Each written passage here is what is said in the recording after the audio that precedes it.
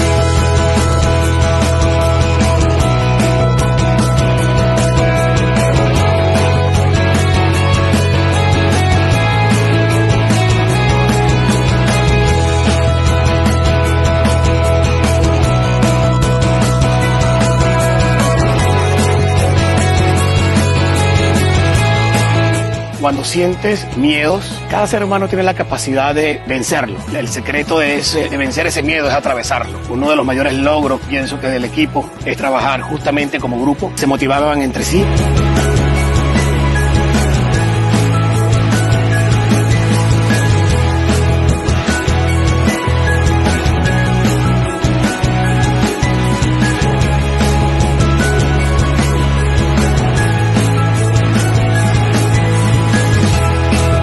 I've learned that in order to have a good team, you have to have effective communication.